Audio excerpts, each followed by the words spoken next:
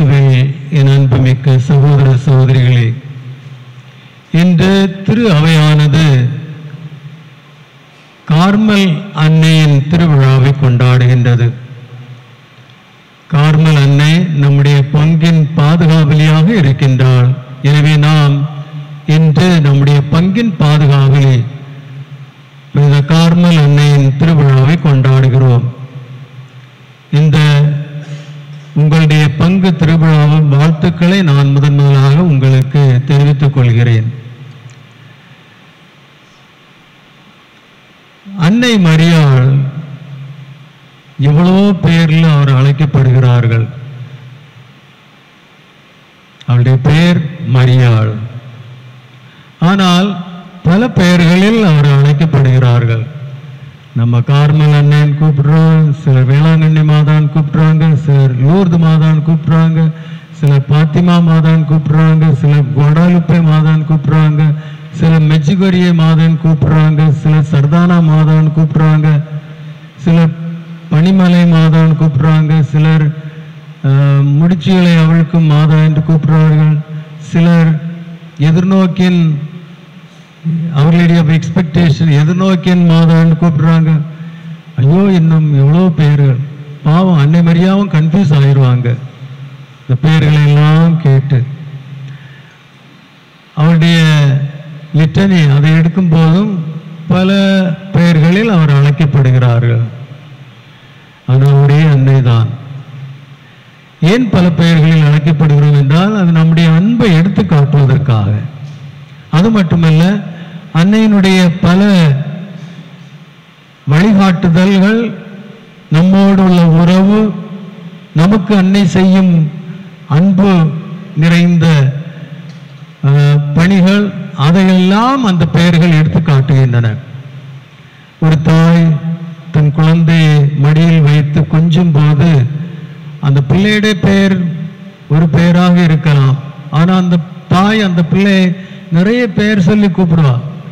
என் அன்பே, என் தங்கமே, என் முத்தே, என் மணியே, செல்லமே, இப்படின்னு நிறைய பேர். அந்த பெயர்கள் எல்லாம் அந்த அன்னையின் அன்பை எடுத்துரைக்கிறது. அதே போல்தான் நம்முடைய அன்னை, விண்ணக அன்னை, இயேசுவால் நமக்கு கொடுக்கப்பட்ட அன்னை. இயேசு தன் சிலுவையில் தன் உயிரை விடும்போது அதற்கு முன்னாக அவர் தன்னுடைய அன்னையை நம் அனைவருக்கும் அன்னையாக கொடுத்த அந்த அன்னை, விண்ணக அன்னை. அந்த அன்னை அன்பு செலுத்தும்படியாகத்தான் நான் இப்படி பல பெயர்களில் அந்த அன்னையை நாம் அழைக்கின்றோம். அது நம் அன்பின் அடையாளமாக அமைகிறது.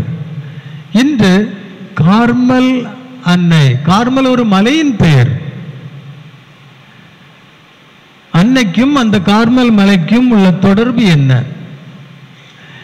விவிலியத்திலே நாம் பல மலைகளை பற்றி நாம் கேள்விப்படுகிறோம். தாபோர் மலை, இன்னும் கல்வாரி மலை, இன்னும் ஹோரேப் மலை, அப்படி பல மலைகள். கார்மல் மலை, அந்த மலைகளில் ஒன்று கார்மல் மலை. எல்லா மலைகளும் விவிலியத்தில் ஒரு இறை அனுபவத்தை நமக்கு எடுத்து காட்டுகிறது. இறை அனுபவத்தை எடுத்து காட்டுகிறது. கார்மல் மலையின் தனிப்பட்ட ஒரு சிறப்பு என்னவென்றால், அங்கே ஒரே கடவுளின் மேல் உள்ள அந்த நம்பிக்கையை அது நமக்கு எடுத்து காட்டுகிறது. உண்மையான கடவுள் யார் என்று நமக்கு எடுத்து காட்டி அவர் மீதுள்ள நம்பிக்கையை அது உறுதிப்படுத்தும் வண்ணமாக கார்மல் மலை அமைகின்றது.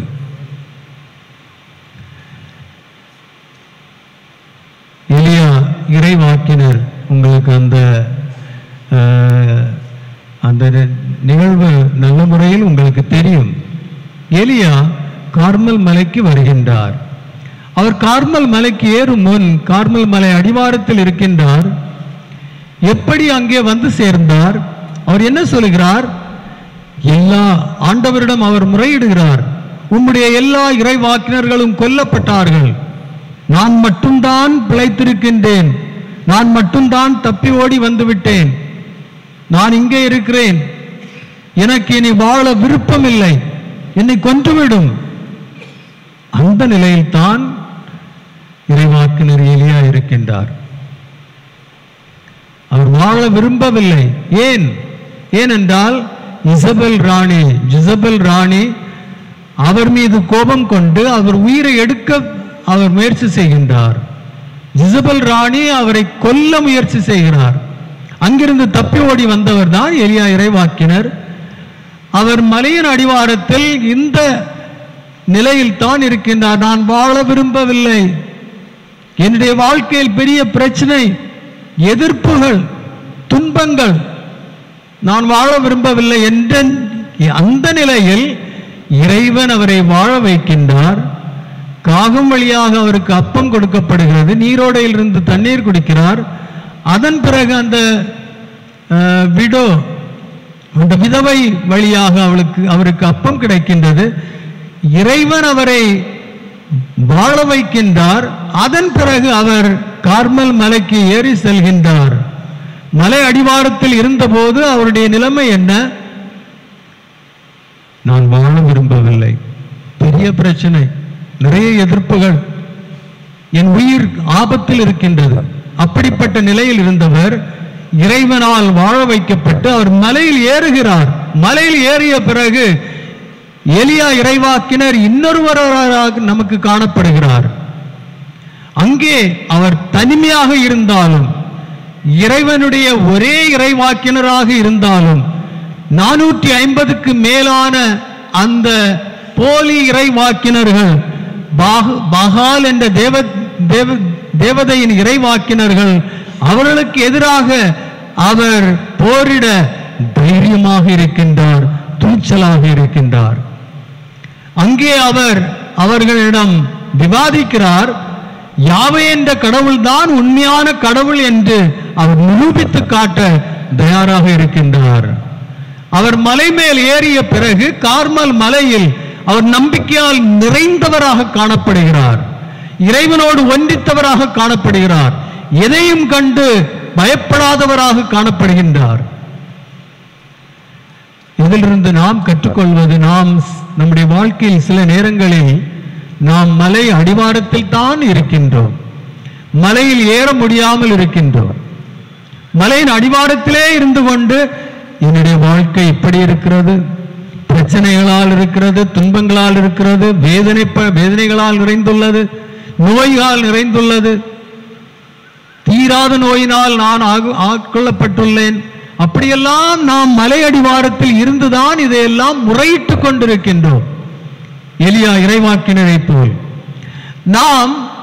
நமக்கு நம்முடைய பிரச்சனைகள், துன்ப துயரங்கள், நோய் நொடிகள் இதெல்லாம் நமக்கு மலை போல் தோன்றுகின்றன. அந்த மலை அடிவாரத்தில் இருந்து கொண்டு நாம் அதை பார்த்துவிட்டு அழுது புலம்பிக் கொண்டிருக்கின்றோம், வாழ்க்கையை வீணாக்கி கொண்டிருக்கின்றோம், வாழ விருப்பம் இல்லாதவர்களாக மாறிக்கொண்டிருக்கின்றோம், நம்பிக்கை இழந்தவர்களாக இருக்கின்றோம். எப்படி எலியா இறைவாக்கினர் மலை அடிவாரத்தில் நம்பிக்கை இழந்தவராக, வாழ விரும்பாதவராக இருந்தாரோ அதே போல் நாமும் இருக்கின்றோம். ஆனால் எப்போது இறைவாக்கினர் மலை மேல் ஏறினாரோ அவர் அதையெல்லாம் வென்று இறைவனோடு இணைந்து அதையெல்லாம் வென்றவராக அங்கே காணப்படுகிறார். நாமும் நம்முடைய வாழ்க்கையில் அதே போல் மலை போல் காணப்படும் இந்த எதிர்ப்புகள், இதையெல்லாம் நாம் கடந்து அதன் மேல் ஏறி வெற்றி கண்டவர்களாக மாற வேண்டும். நம்பிக்கையாளர்கள் அப்படிப்பட்டவர்களாக தான் இருப்பார்கள்.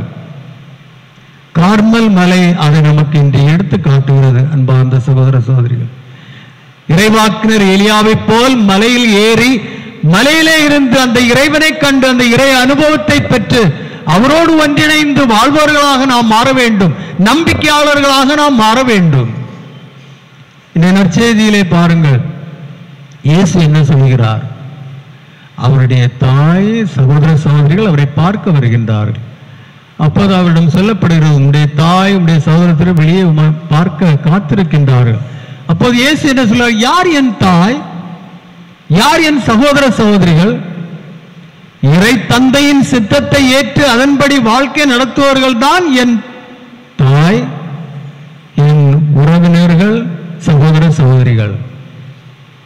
இறை தந்தையின் சித்தத்தை ஏற்று அவர் மீது நம்பிக்கை கொண்டு அந்த சித்தத்தின்படி வாழ்க்கை நடத்துபவர்கள் தான் என் குடும்பத்தினர், என் தாய், என் சகோதர சகோதரிகள் என்று இயேசு நமக்கு விளக்கமாக சொல்கிறார். நாம் திருமுழுக்கு பெற்ற ஒவ்வொரு கிறிஸ்தவனும் நம்பிக்கையாளர்களாக இருக்கின்றோம். நாம் வாழ்க்கைக்கு அன்னை மரியாள் நம்பிக்கையாளர், அவள் எடுத்துக்காட்டாக இருக்கின்றாள். இயேசு அப்படி சொல்லும் போது அவர் என்ன சொல்கிறார்? அன்னை மரியாள் பெத்லேமில் என்னை பெற்றெடுத்ததால் அவள் எனக்கு தாய் அல்ல, மாறாக வானதூதுவர் அவருக்கு இறை சித்தத்தை எடுத்துரைத்த போது அவர் அதை ஏற்றுக்கொண்டு, இதோ உமது அடிமை, உமது வார்த்தைப்படி எனக்கு ஆகக்கடவது என்று சொல்லி தன் நம்பிக்கையை வெளியிட்ட போது அவள் இயேசுவின் தாயாக மாறுகிறாள். இறை சித்தத்தை ஏற்றுக்கொண்டு அதன்படி தன் வாழ்க்கையை வாழ முன்வரும் போதுதான் அன்னை மரியாள் இயேசுவுக்கு தாயாக மாறுகிறாள். அதனால் தான் இயேசு சொல்கிறார், யாரெல்லாம் இறை சித்தத்தை ஏற்றுக்கொண்டு அதன்படி வாழ முன்வருகிறார்களோ அவர்கள்தான் என் உறவினர்கள், என் குடும்பத்தினர்கள் என்று இயேசு நமக்கு சொல்கிறார். திருமுழுக்கு பெற்ற ஒவ்வொரு நம்பிக்கையாளரும் அப்படிப்பட்ட வாழ்க்கை வாழ அழைக்கப்பட்டிருக்கிறோம். நாம் அதற்கு எடுத்துக்காட்டாக இருக்கின்றால் அன்னை மரியாள். பாருங்கள், எலியா இறைவாக்கினர் நம்பிக்கையால் நிறைந்தவர். கார்மல் மலையில் ஏறிய பிறகு அவர் அந்த நம்பிக்கையால் நிறைக்கப்படுகிறார். அந்த நம்பிக்கையால் அவர் துணிச்சலோடு தன் எதிரிகளோடு அவர் அங்கே அவர்களை தோற்கடிக்கிறார். அந்த எரிபலி, அவர் எவ்வளவு நம்பிக்கையால் நிறைந்தவராக காணப்படுகின்றார். பாருங்கள், அவர் என்ன சொன்னார்? நான் ஒருவன் தான் தப்பி இருக்கின்றேன், வேற எல்லா இறைவாக்கினர்களும் கொல்லப்பட்டார்கள், நான் வாழ விரும்பவில்லை. ஆனால் அதே எலியா இறைவனால் ஊக்குவிக்கப்பட்டு இறைவனோடு இணைந்த போது, நம்பிக்கையில் நிறைந்த போது அவர் என்ன சொல்கிறார்? 450க்கு மேலான பகால் தேவதையின் குருக்கள் அவர்களும் சொல்கிறார், நீங்கள் பலி செலுத்துங்கள், உங்கள் பகால் ஆண்டவரை கூப்பிடுங்கள் என்று.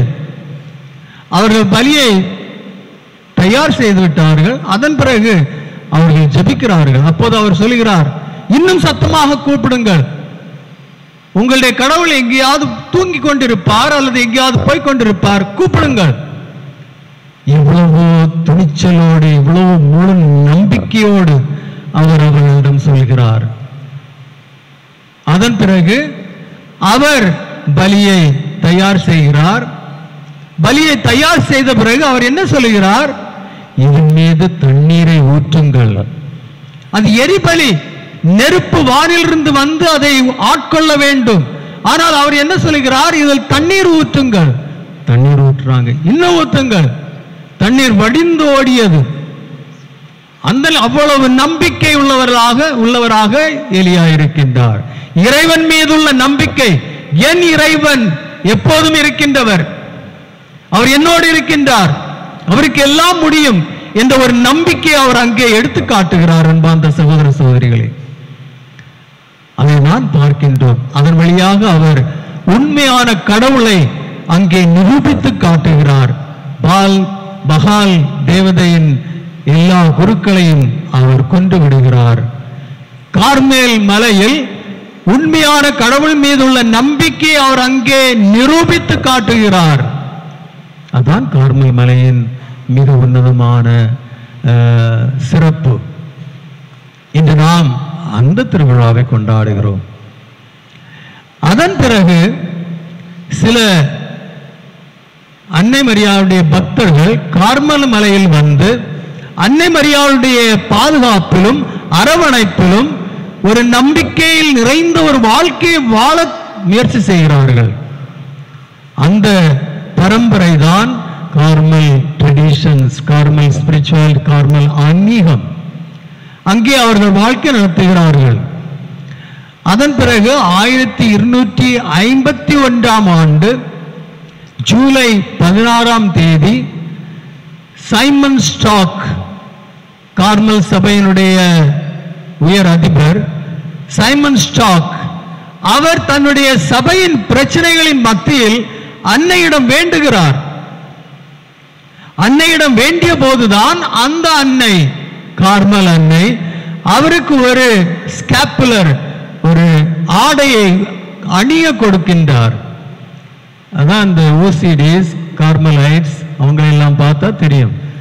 அவர்கள் ஹேபிட் போட்டுட்டு அதற்கு பிறகு ஒரு துண்டு இப்படி தூங்கிட்டு இருக்கும், இன்னொரு துண்டு பின்னால தூங்கிட்டு இருக்கும்.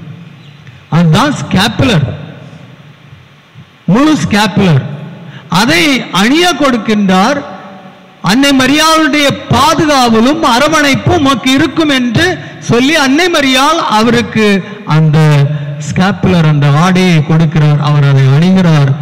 அதை அணிபவர்கள் அந்த எல்லா பிரச்சனைகளில் இருந்தும் துன்பங்களில் இருந்தும் பாதுகாக்கப்படுவார்கள் என்று அன்னை மரியாள் அவருக்கு வாக்குறுதி அளிக்கின்றார். அதுதான் உத்தரியம், நம்முடைய ஸ்கேப்புலர், உத்தரியம். அந்த பெரிய ஆடை இப்ப இது குறுக்கப்பட்டு ஷார்ட்டர் வெர்ஷன், அதுதான் அந்த ஸ்கேப்புலர். அந்த நூல்ல ஒன்று முன்னால தொங்கும், இன்னொன்று பின்னால தொங்கும். அதான் உத்தரியம், உத்தரிய மாதா. கார்மல் அன்னையின் படத்தை நாம், சுரூபத்தை நாம் பார்க்கும்போது ஒரு கையில் இயேசு அவர்களோடு இருக்கின்றார், இன்னொரு கையில் உத்தரியம் தொங்கிக் கொண்டிருக்கும். உத்தரிய மாதா, கார்மல் மாதா, உத்தரிய மாதா என்று நாம் அழைக்கின்றோம். அன்பார்ந்த சகோதர சகோதரிகளே, கார்மல் அன்னையின் மிக சிறப்பானது நம்பிக்கை. அந்த மலையில் தான் உண்மையான கடவுள் மீதுள்ள நம்பிக்கை நமக்கு வெளிப்படுத்தப்பட்டது. இன்னும் நாம் பார்க்கும்போது எலியா, கார்மல் அன்னை, உத்தரியம், அன்னை மரியாளுக்கும் கார்மல் மலைக்கும் என்ன சம்பந்தம் என்று நாம் கேட்கும்போது, அந்த கார்மல் மலையானது கடலோரத்தில் இருக்கின்ற ஒரு மலை. அங்கே எலியாதான் மக்களுடைய உண்மையான கடவுளை தவிர்த்து அவர்கள் மகால் தேவதையை வழிபடுபவர்களாக மாறினார்கள், தீய வாழ்க்கையில் இருந்தவர்கள். எனவே அவர்தான் அவர்களை சபிக்கிறார். மழை பெய்யாது, உங்கள் நாட்டில் பஞ்சம் என்று 3 வருடங்கள் மழை பெய்யாமல் பஞ்சத்தில் இருக்கின்றார்கள். அங்கே எலியா இறைவனை நோக்கி வேண்டுகிறார் மழைக்காக. அவர் எப்படி வேண்டுகிறார்? அவருடைய ஒரு கை மேலே விண்ணகத்தை நோக்கி இருக்கின்றது. அவர் விண்ணகத்தை நோக்கி வேண்டுகிறார். கடலில் இருந்து அந்த தண்ணீர், உப்பு தண்ணீரானது ஆவியாக மாறி மேகத்தில் சென்று மேகமாக மாறி அங்கே இருந்து மழை பெய்கிறது. அவர் அங்கே மழைக்காக வேண்டும் போது அவர் தன்னுடைய ஊழியரிடம் சொல்கிறார், வெளியே போய் பார், மழை வருகிறதா என்று. அவன் போய் பார்த்து வந்து சொல்றான், ஒரு அடையாளமும் இல்லை, ஒரு சின்ன மேகமும் இல்லை. 7 முறைகள் அவர் தன் ஊழியனை அனுப்புகிறார். அங்கேயும் அவருடைய நம்பிக்கையை பாருங்கள். 7 முறைகள் அவரை அனுப்புகிறார். அவன் வந்து சொல்கிறான், ஒரு அடையாளம் இல்லை. கடைசியாக 7வது முறை அவர் வந்து என்ன சொல்கிறான்? கையளவில், ஒரு மனிதனுடைய கையளவில் ஒரு மேகம் காணப்படுகிறது, அவ்வளவுதான்.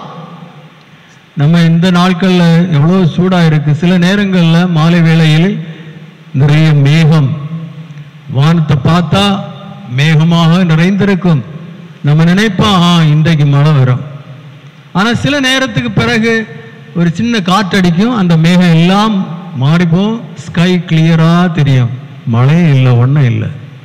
இவ்வளவு மேகம் இருந்த பிறகும் மழை பெய்யாமல் இருக்கும். ஆனால் எலியாவுக்கு என்ன சொல்லப்படுகிறது? கையளவில் ஒரு மேகம் காணப்படுகிறது, அவ்வளவுதான். உடனே எலியா ஆகாப் ராஜாவிடம் என்ன சொல்லுகிறார்? உன்னுடைய ரதத்தை எடுத்து உடனே புறப்படு, இல்லாவிட்டால் மழை உன்னை நிறுத்திவிடும். ஒரு கையளவில் உள்ள மேகம். அவருடைய நம்பிக்கையை பாருங்கள். இறைவன் நிச்சயம் மழையை தருவார் என்ற ஒரு நம்பிக்கை. உடனே அவரை அனுப்பிவிடுகிறார், அங்கே மழை பெய்கிறது. அப்படிப்பட்ட ஒரு நம்பிக்கை, அதுதான் கார்மல் மலையின் சிறப்பு. உண்மையான கடவுள் மீதுள்ள நம்பிக்கை. அன்னை மரியாள் அதுக்கு எடுத்துக்காட்டாக இருக்கின்றாள். அன்னை மரியாளுடைய அமலோற்பமும் இதை சுட்டி காட்டுகிறது. எப்படி கடலில் உள்ள அந்த உப்பு தண்ணீர் ஆவியாக மாறி விண்ணகத்துக்கு சென்று அங்கே மேகமாக மாறி மழை பொழிகிறது. அந்த மழை தண்ணீரை நாம் சுவைக்கும் போது உப்பு இராது.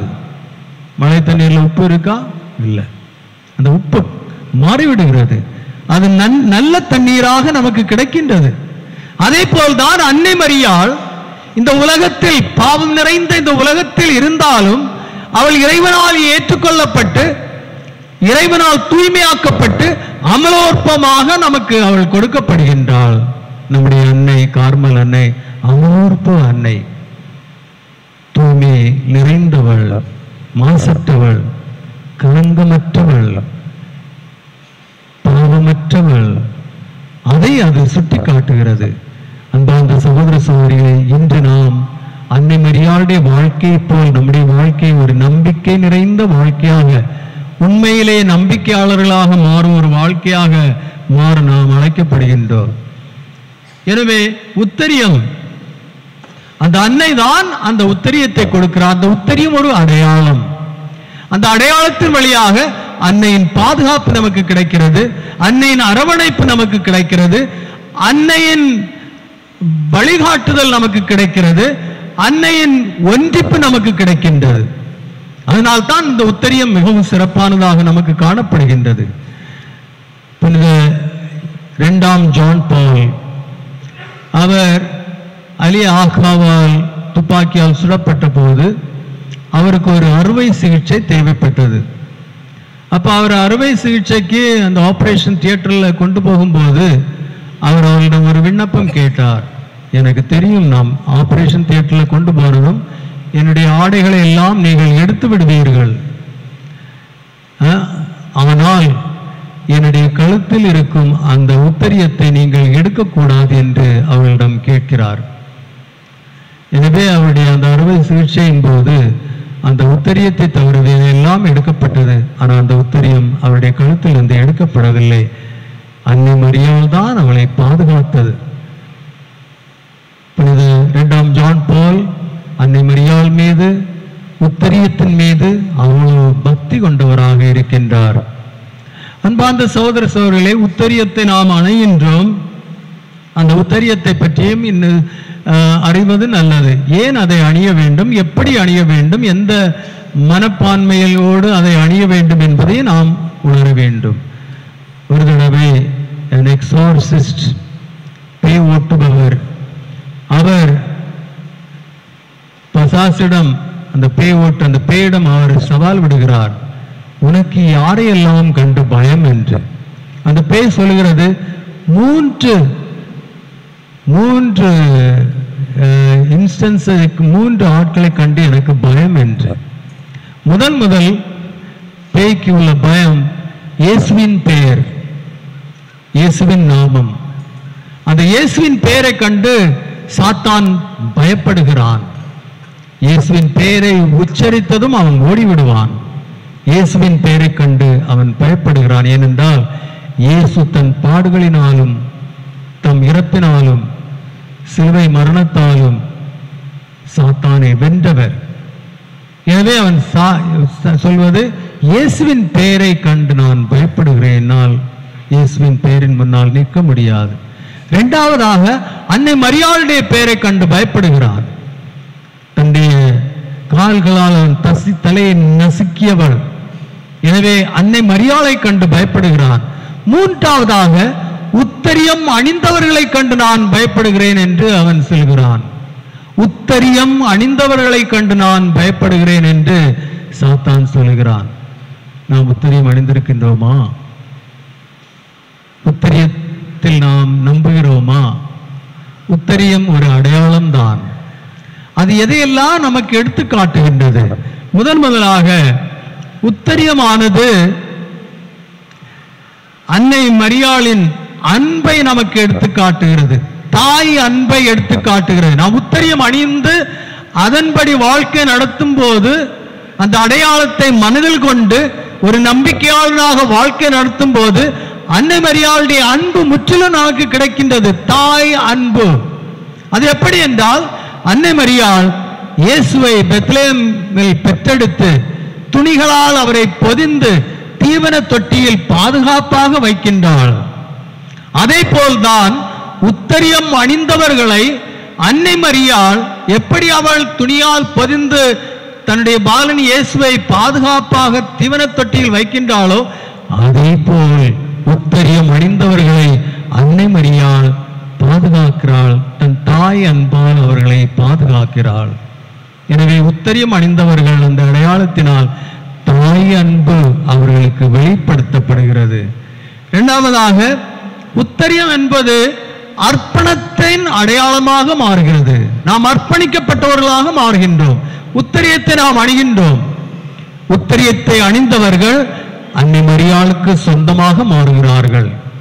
அவர்கள் அன்னை மரியாளுக்கு சொந்தம். அது ஒரு அர்ப்பணம். நாம் அன்னை மரியாளுக்கு அர்ப்பணிக்கப்பட்டவர்களாக மாறுகின்றோம். நம்ம பார்க்கிறோம் சில நேரங்களில், இப்ப எல்லாம் அந்த டேக் கழுத்துல போடுறாங்க. டேக் இப்போ ஸ்கூல் பிள்ளைகளுக்கு கூட கழுத்துல டேக் போட்டுட்டு தான் போகலாம். அப்போ அதை போட்டுட்டு போனா அந்த டேக் அணிந்தவர்கள் இந்த ஸ்கூலை சார்ந்தவர்கள். சில செமினார் கருத்தரங்கு நடத்துறாங்க. கருத்தரங்கு நடத்துறதுக்கு முதல்ல நம்ம ரெஜிஸ்ட்ரேஷன் பண்ணதான் அவங்க அந்த டேக் கொடுப்பாங்க. அந்த டேகை கழுத்துல போட்டுட்டு போனோம் அப்படின்னா இந்த டேக் அணிந்தவர்கள் இந்த கருத்தரங்கில் சார்ந்தவர்கள், அதற்கு சொந்தமானவர்கள். இன்னும் பல கிளினிக்ஸ் ஹாஸ்பிட்டல்ஸ்ல எல்லாம் பார்க்கிறோம். அவர்களும் ஒரு தனிப்பட்ட டேக் அணிந்திருப்பார்கள். அவர்கள் அந்த ஹாஸ்பிட்டலுக்கு சொந்தமானவர்கள் என்று வெளிப்படுத்தப்படுகிறது. அதே போல்தான் உத்தரியம் அணியும் இரண்டாம் நமக்குள்ள அனுபவம், நாம் அன்னை மரியாளுக்கு அர்ப்பணிக்கப்பட்டவர்களாக மாறுகிறோம். அன்னை, நம்முடைய தாய் அன்னை மரியாளுக்கு சொந்தமானவர்களாக மாறுகின்றோம். அது இரண்டாவது. மூன்றாவதாக, அன்னை மரியாள் உத்தரியம் இயேசுவின் முகத்தையும் நமக்கு எடுத்து காட்டுகிறது. நாம் அதை கழுத்தில் அணிகிறோம். முகம் கழுத்தில் அணியப்படுகிறது. அது இயேசுவின் முகத்தையும் எடுத்து காட்டுகிறது. இயேசு என்ன சொல்கிறார்? சுமை சுமந்து சோர்ந்திருப்பவர்களே எல்லோரும் என்னிடம் வாருங்கள், நான் உங்களுக்கு இளைப்பாறுதல் கொடுப்பேன். என்னுடைய நுகத்தை உங்கள் மேல் ஏற்றுக்கொள்ளுங்கள். இளைப்பாறுதல் கொடுக்கிறார். ஆனா அந்த இளைப்பாறுதல் எப்போது கிடைக்கும்? அவருடைய நுகத்தை நாம் ஏற்றுக்கொள்ளும் போதுதான். ஆனால் அவர் என்ன சொல்லுகிறார்? நமக்கு வாக்குறுதி அளிக்கிறார், என் நுகம் அழுத்தாது, என் நுகம் அழுத்தாது. எனவே அந்த உத்தரியமானது நாம் இயேசுவுக்கு சொந்தமானவர்கள், இயேசுவின் முகத்தை ஏற்று அவரோடு இணைந்து வாழ்பவர்களோ அதையும் நமக்கு அது எடுத்து காட்டுகிறது உத்தரியம் அணிந்தவர்களுக்கு. நான்காவதாக, உத்தரியம் என்பது ஆன்மாவை பாதுகாக்கும் ஒரு கருவியாகவும் கருதப்படுகின்றது. உத்தரியம் அணிந்தவர்கள், அந்த உத்தரியம் எப்போதும் ஒவ்வொரு நேரமும் நமக்கு இதை அது நமக்கு வெளிப்படுத்தி கொண்டிருக்கும். நம்மை எப்போதும் அது நினைவுபடுத்தி கொண்டிருக்கும், நாம் இறைவனுக்கு சொந்தமானவர்கள். எனவே தீய செயல்களை விட வேண்டும், நல்ல காரியங்களை செய்பவர்களாக மாற வேண்டும். அது நமக்கு ஆன்மாவை பாதுகாக்கும் கருவியாக மாறுகின்றது. இன்னும் விண்ணக ஆசியை தரும் ஒரு கருவியாகவும் அது மாறுகின்றது. உத்தரியமானது விண்ணக ஆசியை நிறைவாக நமக்கு தரும் ஒரு கருவியாகவும் மாறுகின்றது. எனவே கார்மல் அன்னை நம்பிக்கையில் நிறைந்த அன்னை. அந்த அன்னையின் பக்தியால் நாமும் நம்பிக்கையாளர்களாக மாறுவோம். அதே போல் அந்த அன்னை நம்மை பாதுகாப்பவர்களாக மாறுகிறார்கள். அந்த உத்தரியமானது நமக்கு கொடுக்கிறது. அன்னை மரியாள் உத்தரிய மாதா என்றும் அழைக்கப்படுகிறாள். எனவே இந்த உத்தரியத்தை பற்றி நாம் அறிந்து கொள்ள வேண்டும். ஆனால் சிலர் நினைப்பாங்க, சிலர் ஜெபமாலை போட்டுட்டு போறாங்க, ஒரு நாளும் ஜெபமாலை செய்தது கிடையாது, ஆனால் கழுத்துல ஜெபமாலை கிடைக்கும். அந்த கழுத்துல ஜெபமாலை அணிவதால் ஏதாவது பயன் உண்டா? இல்லை. ஜெபமாலை செய்து அன்னை மரியாள் மீது பக்தி காட்டி அவளுடைய வாழ்க்கை அவள் எப்படி வாழ்ந்தாலோ அதை நாம் பின்பற்ற வேண்டும். ரோசரியை கழுத்தில் அணைவது அது நமக்கு நினைவூட்ட வேண்டும். நாம் அன்னை மரியாளை போல வாழ்க்கை வாழ்வதற்காக அழைக்கப்பட்டவர்கள் என்பதை நினைவூட்டுவதற்காகத்தான் நாம் அதை வாழும். சும்மா கழுத்துல அணிஞ்சா ஒன்றும் நடக்காது, அதுல ஒரு மேஜிக் இல்லை. அதே போல்தான் உத்தரியமும். உத்தரியத்தை அணிந்துட்டு எல்லா தீய செயல்களையும் செய்து கொண்டிருந்தால் அந்த உத்தரியம் உங்களுக்கு பாதுகாப்பு தராது. உத்தரியமானது ஒரு அடையாளம், நம்மை நினைவுபடுத்துவது. நாம் இறைவனுக்கு சொந்தமானவர்கள், அன்னை மரியாளுக்கு அர்ப்பணிக்கப்பட்டவர்கள். சிலுவையில் தன் இறுதி மூச்சு நேரத்தில் இயேசு தன் தாயை நமக்கு அளித்தார். அந்த தாய்க்கு சொந்தமானவர்கள் தான் நாம் என்பதை நினைவூட்டுவதுதான் அந்த உத்தரியமானது. எனவே இந்த மனப்பான்மையில் நாம் உத்தரியத்தை அணிந்து இறைவனுக்கு உகந்த காரியங்களை சேர்ந்து இறைவனை சார்ந்தவர்களாக மாறி நம்பிக்கையாளர்களாக மாறி வாழ்க்கை நடத்ததான் என்று நாம் இந்த திருவிழாவை நாம் கொண்டாடுகின்றோம். இந்த நேரத்தில் நம்முடைய பிள்ளைகள் உறுதி பூசல் என்னும் அருட்சாதனத்தை பெற இருக்கின்றார்கள். அன்பார்ந்த சகோதர சகோதரிகளே, அன்னை மரியாள் ஜெபித்துக் கொண்டிருந்த போது இறைவனின் ஆவியால் நிரப்பப்பட்டாள். எப்போது அவள் இறைவனை ஏற்றுக்கொண்டாளோ அப்போது ஆவியால் நிறைக்கப்பட்டவள். அருள்நிறைந்த மரியே வாழ்க, ஆண்டவர் உம்மோடு. அன்னை மரியாள் தன்னுடைய சந்தேகத்தை தெரிவித்த போது வானதூதர் அவளிடம் என்ன சொன்னார்? ஆவியானவர் உம்மீது இறங்கி வருவார், உன்னத கடவுளின் வல்லமை உம்மீது நிழலிடும். அதான் ஆவியின் வாழ்க்கை வாழ்பவர்கள் தான் கிறிஸ்தவர்கள். திருமுழுக்கு என்ற அருட்சாதனத்தில் நமக்கு அந்த ஆவியானவர் வழங்கப்படுகிறார். திருமுழுக்கு என்ற அருட்சாதனத்தில் நம் பாவங்கள் மன்னிக்கப்படுகின்றன, நாம் தூய்மையாக்கப்படுகின்றோம், கடவுளின் பிள்ளைகளாக மாறுகின்றோம், கடவுளை தந்தை என்று அழைக்கும் உரிமை நமக்கு கிடைக்கிறது, தூய ஆவியாரால் நிரப்பப்பட்டவர்களாக மாறுகின்றோம். அதனால் தான் பவுலடியார் சொல்வார், நீங்கள் கடவுளின் கோயில், கடவுள் உங்களிடம் இருக்கின்றார். இயேசுவின் உடலின் உறுப்பினர்களாக மாறுகின்றோம். எனவே திருமுழுக்கு என்ற அருட்சாதனத்தில் இதெல்லாம் நடக்கின்றது. ஆனால் இந்த பிள்ளைகள் சிறுவர்களாக இருந்ததால் அதை அறியாமல் இருந்தார்கள். இப்போது உறுதி பூசலின் போது திருமுழுக்கு என்ற அருட்சாதனத்தில் நடந்த நிகழ்வுகளையும் நடந்த மாற்றங்களிலும் இவர்கள் உறுதிப்படுத்தப்படுகிறார்கள். இவருடைய நெத்தியில் திருத்தைலம் பூசி முத்திரையிட்டு இவர்கள் இறைவனுக்கு சொந்தமாக மாற்றப்படுகிறார்கள். இன்று முதல் இவர்கள் இறைவனுக்கு சொந்தம். இறைவன் தன் ஆவியால் இவர்களை நிரப்பி இறைவனுக்கும் நற்செய்திக்கும் சான்று பகரும் ஒரு வாழ்க்கை வாழ இன்று அவர்கள் அழைக்கப்படுகின்றார்கள். எனவே அன்பார்ந்த சகோதர சகோதரிகளே, நாம் இன்று நம் பிள்ளைகளுக்காக ஜெபிப்போம். அவர்கள் தூய ஆவியாரின் கொடைகளாலும் கனிகளாலும் நிறைக்கப்பட்டு ஒரு முழு நம்பிக்கை உள்ள ஒரு வாழ்க்கை வாழ திருமுழுக்கு பெற்ற ஒவ்வொருவரும் அந்த முழு நம்பிக்கையுடன் வாழ்க்கை வாழ அழைக்கப்பட்டவர்கள். அந்த வாழ்க்கை வாழ தூய ஆவியாரின் துணையும் செயல்பாட்டும் எப்போதும் இவர்களோடு இருக்க நாம் இந்த திருப்பலியிலே இறைவனை வேண்டுவோம்.